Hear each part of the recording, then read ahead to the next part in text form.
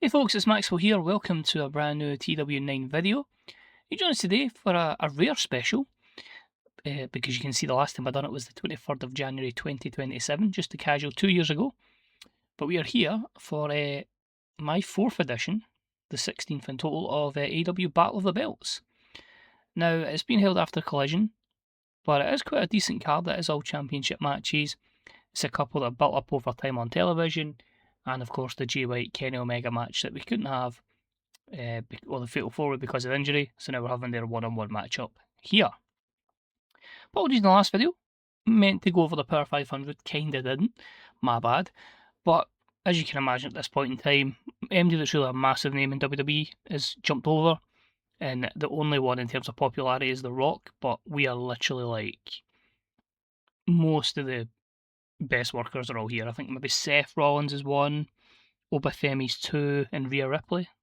But practically, and Takeshita, of course. But plenty of them we've practically stolen. So, apologies, but it is what it is. We covered the awards, and I feel that's fair enough because that lets you know who's done really well in the save. So anyway, a lot of big major championship matches in the men's division and the women's division. I think we have 3 women's matches. 2 world titles are on the line. The tag team championships are on the line for the women. So yeah, I'm pretty happy with that one. There's no Ring of Honor matches, but we do have a Ring of Honor Best in the World, which I believe is actually tomorrow in game, which might or either that or the week after. And yeah, that'll be the next video on the channel. So pressure's on for this one because the last time I got 96, we do have the boosts, the legendary band, and the special set because obviously money's not an option. So just looking for the last one because obviously 2 years is a long time. The fact we get Mark Briscoe at 93 is incredible because I just can't get him over at all now with his chilly momentum. Ricochet defeating Bandito, Shuri defeating Hikaru Shida for the TBS Championship, Azumi defeating Mina Shirakawa to retain the Joshi Championship, now the AEW Women's Championship, LeFaction and Goblinable defeating the Hounds of Hell and Hikaru Goto, and then Statlander over B. Priestley. I'm curious though, so that's obviously the one there. That's the one from October 2026, which is Hangman versus Jay White, but this is the one I want to touch on. So this was very, well, there you go, that was my first 100 show, wow. So it just shows you how much of a cheat code Takeshita is, that's why I want him back. But yeah, interesting to see there, that first ever show was very quick. I think it must have only been maybe an hour and a half, maybe an hour if you're lucky. With Dynasty, so that was MJF, Richard Holiday and Alex Hammerstone, so obviously 2 of them are gone. Against Jay Lethal and the Outrunners, who are, well, Jay Lethal's still kicking about, but the Outrunners are pretty much gone to retain the Trios Championships. We had the Goddess, who's not really done much, and Megan Bain retain the World Tag Team Championships against Valerie Laruda, who's back in developmental, and Trish Stratus, who we had in a very short spell for the AEW Women's Tag Team titles. And then Bandito and Ricochet again there, 79 for the TNT. But you can see there, Continental Championship, Takeshita and Jay White. Hopefully one day the Alpha will return. And obviously we're setting up that program between Hangman and Roman.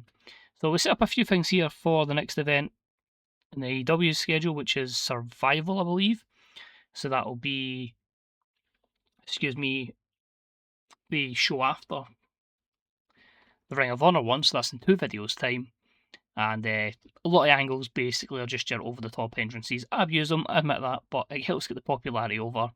And it's an AEW pay-per-view, you don't really get many segments, you don't really get some backstage stuff because Renee's obviously busy with the pre-show, so you really just get some decent entrance. So why not glam it up and try and get the best ratings possible and hopefully improve popularity in some of our elite stars. So relax, chill, it'll be a short episode, it'll probably only be, I think it's only 12, 13 segments, so pretty quick one. Let's do it. So lied, it was 14 segments. Anyway, we are just under 25,000 at the Exploria Stadium. I believe it's in Texas. I can't remember what part. So obviously the plan was Kenny versus Jay White, and then I forgot these two have terrible chemistry, and it didn't click. So I was like, right, get out of the way first. Have that as the opener. So we had about to had fantastic heat, decent wrestling. Jay White back from injury, defeats the number 1 contender Kenny Omega in 21-27 with the Blade Runner, following interference from Nick Wayne. Because I knew it was going to be a struggling matchup, I just made this the storytelling matchup of the evening. and it gives Jay White his second defence of the AEW Championship. Kenny gets a 65, Jay gets a 65, hampered by that inability to click. And despite the crowd being into it with an 89, obviously the wrestling was poor and the overall segment was poor. So I'd already committed to it, forgot they didn't have great chemistry. So just good placement by putting it first. We then moved on to another world title matchup. So basically, with Swerve Strickland as champ, we've got a few people chomping at the bits to get him, but one man who's been a bit pissed off because his AEW career has been a bit meh has been Kevin Steen, and he decided to take his frustrations out on Swerve Strickland after one of his Survival of the Fittest matches, and it was group matches. So these two had their match up here, and this one only went 15 minutes because it was an exceptional wild brawl, catering to both their best stats, where Swerve defeats Kevin Steen in 15:01 with the Swerve Stomp. A fifth defence of the AEW World Championship for Swerve, 88 wrestling, 86 crowd, 90 segment. I think that's something we really needed for Kevin Steen here, but Swerve retains the world title. Next up, so I debuted a new championship on Collision, and that was the AEW Cruiserweight Championship. Basically, I'm at the stage now where I'm going to try and make the Continental Championship exclusive to Dynamite, but the Classic will still go over all brands. It just means that whoever wins it could possibly jump over. So they've got 2 titles, with International being there as well. Collision only has the TNT alongside the World, so I thought let's add a Cruiserweight Championship. There's plenty of lightweights that I can utilise there and have some flippy stuff there. Ring of Honor, 4 titles, Ring of Honor World Championship, the Pure, television, which were all the stuff that's in Ring of Honor in this save I've just brought over from the development. So like the official lineage of like Bryan Danielson, etc., and Nigel McGuinness is all carried over. So they've got plenty of stuff. And then the Ring of Honor development's just getting the titles. I've complicated it with 2 ROHs. But yeah, I felt like it was a good opportunity to kind of utilise the likes of Jay Malaki, El Desperado. I can utilise the Free the Rascals. There's plenty of people who can do flippy stuff. I've got Nick Wayne if I need to use him, Ace Austin. Plenty, and that's just naming some of them. So Chris Jericho presented the championship on Collision, which was the show just before this. And yeah, these two were the ones to contend for it. So good wrestling, decent reaction from the crowd, and had Jay Malaki defeat El Desperado in 14:59 by pinfall. He is the inaugural Cruiserweight champion. 79 for wrestling, 79 for Jay Malaki, 75 for Desperado. Jay Malaki off his game. Overall, 81. Solid stuff. After it, Chris Jericho presents the championship belt to the inaugural champion, Jay Malaki, 73. Next up, we have our usual over-the-top entrance for the top tag team in the AEW Women's Tag Team Division. The champions, of course, Mina, Shirakawa and Toni Storm. That gets an 89. They are really starting to get their popularity back over with these kind of segments and obviously with their big winning run. So a massive chance here, though, for TayJay to get their big breakout moment for them to finally win the belts. And in about, they had some good heat and decent wrestling. Toni Storm and Mina Shirakawa defeat TayJay in 18:20 when Toni pinned Tay Melo with the Strong Zero. Mina Shirakawa made defence number 5 of the AEW Women's Tag Team titles. So a few things to cover here. Obviously, TayJay won the Tag Team Classic to earn their championship, or Continental Classic, to get their opportunity here. But I just feel like I can really get Toni and Mina back over before then. That popularity can get high to like near 90, and then that can get passed on to the next champions and so on and so forth. Tay Melo the weak link, and that's where Anna Jay really off her game. She still gets 69, thanks to the great chemistry between her and Tay Melo, making it a bit better. I actually gave Anna Jay a matchup against Mercedes Mone on, I think it was Shine. So basically they were facing each other in the Survival of the Fittest group match. Mercedes carried Anna Jay 1090 on television. I was like, holy shit. And I think Anna was only like maybe 70 odd in-ring performance, so it is mostly Mercedes that's carried it, but still fantastic stuff. That, you know, that if I can eventually get this to like 2032, 33, it's very unlikely because we've been at this save for a year, but if I can get there, then obviously you're going to want people like Anna Jay carrying the division at that point. But 77, pretty happy with that one. Yeah, women's tag team titles is doing what it's doing. It's getting people over and getting more reps in for the tag teams. Next up, thought the world would give the Ring of Honor World TV Championship a wee showcase before we'll give Vikingo a match up next week. 3 wins, he defeats Stu Miguel in 13:42 with a 6:30 Swanton. Made it steal the show. 12 defences. His popularity is okay, but his momentum is still in the mud. It's still chilly. But I felt like True Miguel obviously can represent Collision here. It gets the title on the show. And we'll try and work up a good feud for Vikingo for that Ring of Honor show. Or a good opponent if it is indeed tomorrow. I can't even remember. So yeah, not too bad. In fact, actually, let's find out. That's next week. I've got a week in game to sort that. Next up, another over-the-top entrance, this time for Skye Blue. It's what a chance, what an opportunity for her. She faced Mercedes Mone at the tail end, I think it was November 2028, and they had a very good matchup, and she had a good opportunity. She's been gaining popularity, she's having good angles, and 84 just shows how much popularity she's gaining. Of course, Julia Hart and her have split, and then Julia Hart became pregnant, so she's on maternity leave. How will Skye Blue do against Mercedes? Well, first off, we have an over-the-top entrance for the champ. 100, she is absolutely smashing it. I absolutely just utilise her as much as I can, because she is a literal star. And the matchup delivers. I'm really, really happy with that one. So Skye Blue takes on Mercedes Mone. It's an exceptional matchup, but it sees the champ retain. Mercedes defeats Skye Blue in 22:04 by submission with a bank statement. I made it open though, just to try and keep a bit of protection towards Skye Blue, but Mercedes gets the 5th defence of the AEW Women's World title. 87 wrestling, 87 crowd, and these ladies put in 91 together with great chemistry. I just feel that now I want to just keep building and building, getting people over, so Mercedes is really going to also add prestige to the title, but there will come a stage where it will need to be other women that carry the division. She'll need to put people over. Don't worry, creative controls out our contract, and then we can put Mercedes in some top feuds that don't include the championship. So overall, happy with that.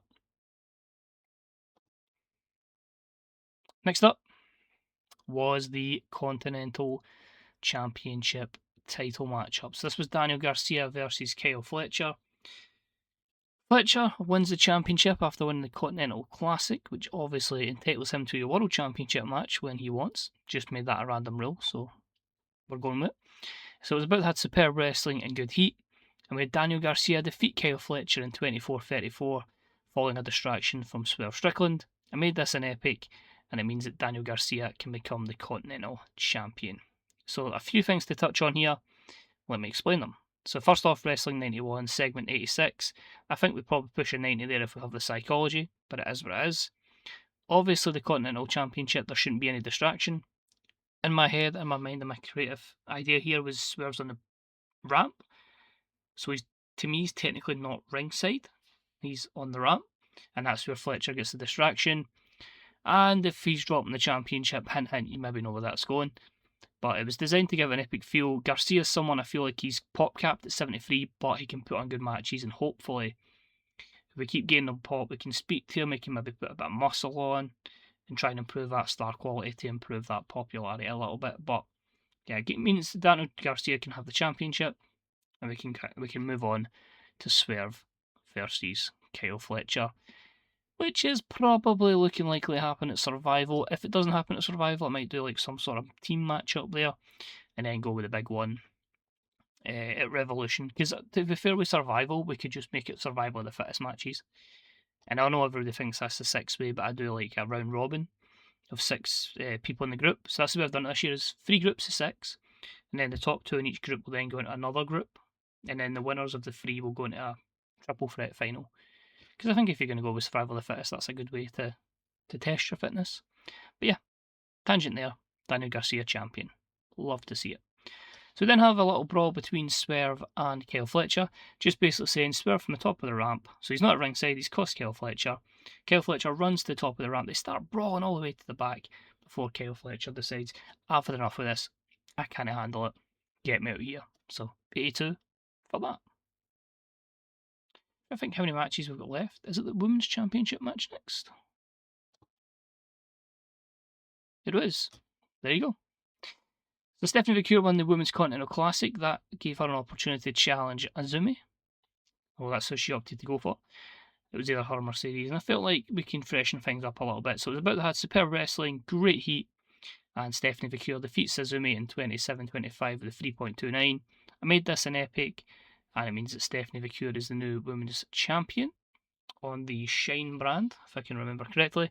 As then we done well, she obviously changed that from the title we got from Japan. I can't remember which company, maybe AEW. Turned it to the Joshua belt. Decided to make it a women's championship when we went obviously to 2 titles. And as I say, she's just been good and good and good. But it's a chance for a face champion. It means we can freshen things up there as we can try different things. The both of them have great performances in 95 and 94, so you obviously know we're hitting the 90s if we have psychology. I think Stephanie does have 80 odd psychology, but it could just be an unlucky roll with the random numbers, and yeah, an 86. But I wanted to give the women the main event, and I'm quite happy we done that. And we end the show with your new champion, Stephanie Vaquer, at a segment rating of 80. So overall, we get a 94. I think that's a pretty successful show. I mean, it kind of showcased a lot of people didn't make the card. I mean, you think of who's not there. Ospreay, Okada, Sabre Jr., Bryan. I can be here all day naming people, but it gives you an idea of who we've got in each division. And how many titles do we have there? So Stephanie Vaquer winning 1, Daniel Garcia winning 1, and Jay Maliki winning a championship that was vacant. So 3 title changes effectively there. And yeah, puts us in a nice wee position going forward. So I say next time we'll have an episode will just be a Ring of Honor exclusive. Probably give you a bit of an idea of how much depth we've got to Ring of Honor. It is mostly people who we've took from developmental before they go into the next 2 brands. You'll get a few main event hitters. But we'll probably have like a world title match, and then I'll maybe look at just having some of the survival of the fittest matches on there. But we'll see what we can build on the Go Home Ring of Honor. But that's it for this one. Cheers for watching, much appreciated. Maybe we'll do some more specials down the line just to kind of showcase more talent. And until then, this is Maxwell. I'll see you soon. Bye bye.